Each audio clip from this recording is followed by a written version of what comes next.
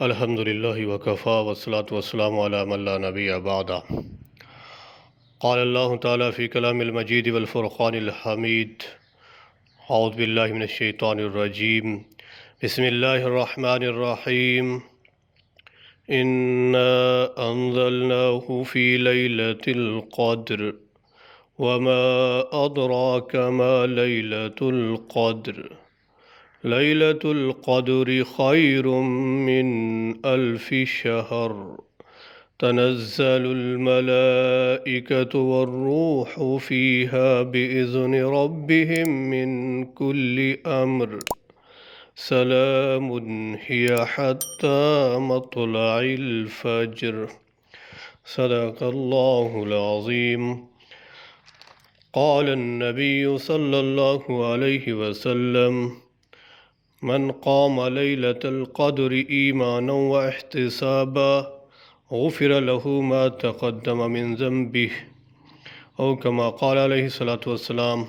مسلم شریف کی روایت ہے۔ کتاب الصوم، باب الترغیب فی صیام رمضان۔ معزز برادران ملت، قرآن مجید کی ایک چھوٹی سورت میں نے آپ کے سامنے تلاوت کی ہے، اور آقا دو جہاں کے ارشادات گرامی میں سے ایک ارشاد مبارک آپ کے سامنے رکھا ہے۔ اس سورت کے اندر لیلۃ القدر، ایک ایسی رات کا تذکرہ کیا گیا ہے جو 1000 ماہ سے افضل ہے۔ دیکھیے، افضل صدی تو وہ ہے جس میں آپ علیہ الصلوۃ والسلام دنیا میں تشریف لائے۔ افضل سال وہ ہے جس میں آپ صلی اللہ علیہ وسلم نے ہجرت فرمائی۔ افضل مہینہ رمضان کریم کا مہینہ ہے، اور افضل رات یہ لیلۃ القدر کی رات ہے۔ اس ایک رات کی عبادت 1000 مہینے کی عبادت سے کہیں بہتر ہے جس 1000 مہینے میں یہ رات نہ ہو۔ گویا کہ شب قدر اس رات کی عبادت 83 سال 4 ماہ کی مسلسل عبادت سے کئی گنے افضل ہے۔ اس سورت کے شان نزول میں علامہ واقدی رحمۃ اللہ علیہ لکھتے ہیں کہ یہ پہلی سورت ہے جو مدینہ منورہ میں نازل ہوئی ہے۔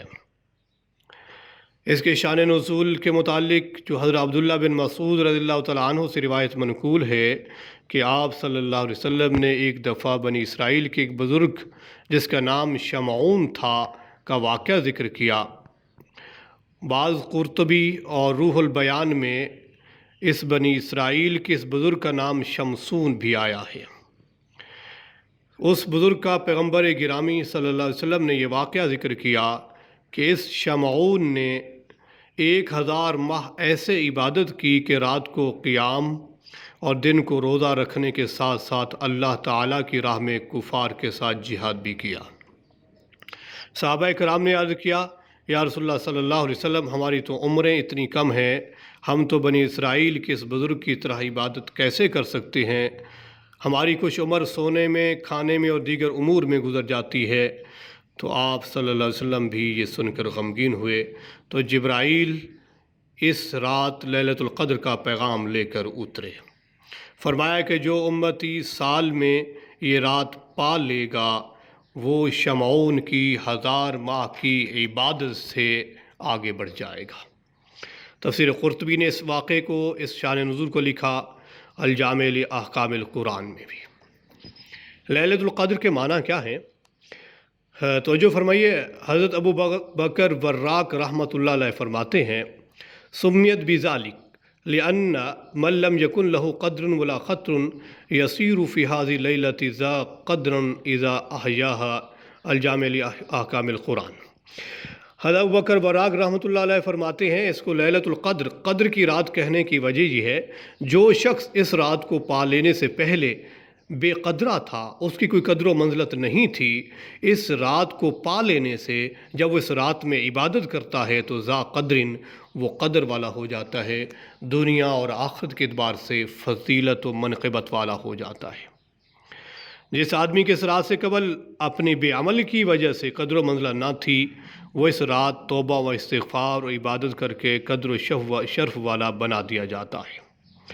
بعض محدثین اور مفسرین نے لکھا کہ اس رات میں چونکہ نزول قرآن ہوا ہے، لوح محفوظ سے آسمان دنیا پر یکبارگی قرآن اتارا گیا ہے اس رات میں، اس لیے اس کو لیلۃ القدر کہا جاتا ہے۔ بعض نے لکھا کہ اس رات عزت و شرف والے فرشتے نازل ہوتے ہیں، اس لیے اس کو لیلۃ القدر کہا جاتا ہے، جبکہ بعض نے یہ بھی لکھا کہ اس رات خیر و برکت و مغفرت نازل ہوتی ہیں، اس لیے اس کو لیلۃ القدر کہا جاتا ہے۔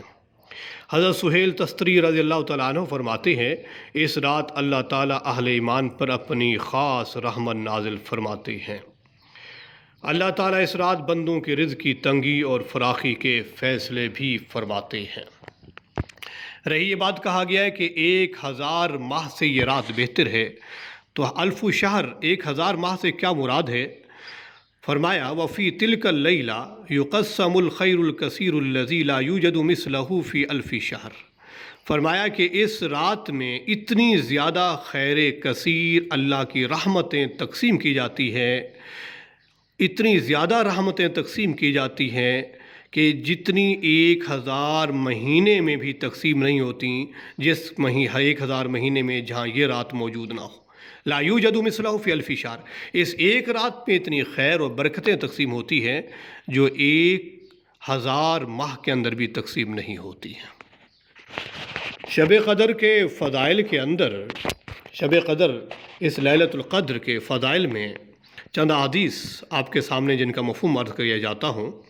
فرمایا کہ جو شخص شب قدر کو ایمان اور ثواب کے یقین کے ساتھ گزارے گا، اس کے پچھلے سارے گناہ معاف کر دیے جائیں گے۔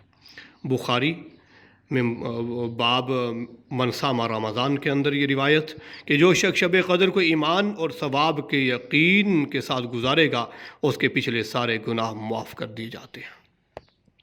اسی طرح ایک مشکات شریف کی روایت ہے، حضرت انس رضی اللہ تعالیٰ عنہ فرماتے ہیں کہ آپ صلی اللہ علیہ وسلم نے ارشاد فرمایا، اس رات جبرائیل علیہ السلام فرشتوں کے جھرمٹ میں زمین پر اترتے ہیں، ہر اس شخص کے لیے دعائے مغفرت کرتے ہیں جو کسی بھی حال میں اللہ کو یاد کر رہا ہو۔ کسی بھی حال میں وہ اللہ کو یاد کر رہا ہو تو اس کے لیے دعائے مغفرت کرتے ہیں۔ اسی طرح ایک روایت جو مسلم شریف کی میں نے آپ کے سامنے ذکر کی، قال النبی صلی اللہ علیہ وسلم من قام لیلۃ القدر ایمانا و احتسابا، جس شخص نے بھی اس رات کو پا لیا ہے ایمان اور عمل صالح کے ساتھ، غفر لہ ما تقدم من ذنبہ، اس کے پچھلے سارے گناہ معاف کر دیے جاتے ہیں۔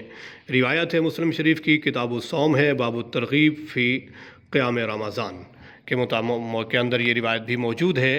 تو یہ رات بہت بڑی فضیلت اور منقبت والی ہے۔ رہی یہ بات کہ شب قدر کی تعین کیسے ہوگی، حضرت عبادہ بن صامت رضی اللہ تعالیٰ عنہ فرماتے ہیں کہ نبی کریم صلی اللہ علیہ وسلم ہمیں شب قدر کی تعین کی خبر دینے تشریف لا رہے تھے کہ دو مسلمانوں کے مابین جھگڑا ہو رہا تھا راستہ میں، تو آپ صلی اللہ علیہ وسلم ان کے جھگڑے میں کے حل کے لیے وہاں رکے، ان کی صلح کروائی۔ تو یوں جھگڑے کی نحوست کی وجہ سے تعین کو آپ صلی اللہ علیہ وسلم کے ذہن سے اٹھا لیا گیا۔ تو نبی کریم صلی اللہ علیہ وسلم نے ارشاد فرمایا کہ آخری عشرہ کی طاق راتوں میں اس رات کو تلاش کرنا۔ صحیح بخاری کی روایت ہے، باب خوف المومن کے اندر یہ روایت موجود ہے۔ البتہ حضرت ابی بن کعب اور حضرت عمر رضی اللہ تعالیٰ عنہما فرماتے ہیں کہ لیلۃ القدر 27ویں شب کو ہوتی ہے، 27ویں شب کو لیلۃ القدر قرار دیتے تھے۔ رہی یہ بات کہ اس میں اللہ کی حکمتیں ہیں کہ اللہ نے یہ تعین اٹھا لی ہے، پوشیدہ رکھنے میں بھی ڈھیروں حکمتیں ہیں تاکہ لوگ زیادہ سے زیادہ عبادت کر کے اجر کما سکیں۔ شب قدر کی علامات میں حدیث میں موجود ہے کہ نرمی ہوگی، آسانی والی خوشگوار روشن رات ہوگی۔ شب قدر سے محروم رہ جانے والا شخص واقعی محروم شخص ہے۔ حضرت انس رضی اللہ تعالیٰ عنہ نبی کریم صلی اللہ علیہ وسلم کا ارشاد گرامی نقل کرتے ہیں، آپ علیہ السلام نے فرمایا کہ جو شخص اس رات سے محروم رہ گیا وہ ساری بھلائیوں سے محروم رہ گیا، اور اس رات کی بھلائی سے وہی شخص محروم رہ سکتا ہے جو واقعی بڑا محروم شخص ہے۔ شب قدر کی دعا کے متعلق अम्मी आयशा सिद्दीक़ा रज़ी अल्लाह ताला अन्हा ने पैगम्बर गिरामी से पूछा, अगर मुझे लैलतुल क़द्र का पता चल जाए तो मैं क्या दुआ मांगूँ? तो नबी करीम सल्लल्लाहु अलैहि वसल्लम ने इरशाद फरमाया, ये दुआ मांगिए, अल्लाहुम्मा इन्नका अफ़ुव्वुन करीमुन तुहिब्बुल अफ़्वा फ़अफ़ु अन्नी। ऐ अल्लाह, आप तो बख्शने वाले करीम हैं, बख्शने को माफ़ पसंद करते हैं, मुझे माफ़ फरमा दीजिए। अल्लाहुम्मा इन्नका अफ़ुव्वुन करीम, ऐ अल्लाह, आप तो दरगुज़र करने वाले करीम ज़ात हैं। तुहिब्बुल अफ़्वा, आप तो दरगुज़र करने को, माफ़ करने को पसंद फरमाते हैं। फ़अफ़ु अन्नी, मुझसे दरगुज़र फरमाइए, मुझे माफ़ फरमा दीजिए। शब कदर जो शख्स पाले या शब कदर पा लेने का आसान नुस्खा ये है, इन ताक रातों में बाकायदगी से ईशा और फजर की नमाज बाजमात अदा करे। जो ऊपर दुआ ज़िक्र की गई है इसका बाकायदगी से अहतमाम करे। जितना ज़्यादा हो सके नफल पढ़ने का अहतमाम करे, हस्ब इस्तिताअत सदका करे, और इन ताक रातों में कम से कम ईशा के बाद सुबह सादिक से पहले 3 दफ़े सूरह इखलास पढ़े। आप जानते हैं कि 3 दफ़े सूरह इखलास पढ़ना एक कुरान मजीद पढ़ने के बराबर सवाब रखता है, तो इसलिए इन ताक रातों का कम से कम ये अमल है। तो कोशिश कीजिए कि हम में से कोई शख्स भी इन ताक रातों में महरूम न रह जाए, इस लैलतुल क़द्र की रात से महरूम न रह जाए। रमज़ान करीम भी है और लैलतुल क़द्र की रात आया चाहती है। कोशिश कीजिए इन ताक रातों में जागिए, अपने रब को मनाइए, अपने रब को राज़ी कर लीजिए। आने वाला साल और आने वाली ज़िंदगी दुनिया की भी और आखिरत की भी हमारी बहुत अच्छी हो जाएगी। अल्लाह ताला अमल की तौफ़ीक़ अता फ़रमाए। व आखिर दावाना अल्हम्दुलिल्लाहि रब्बिल आलमीन।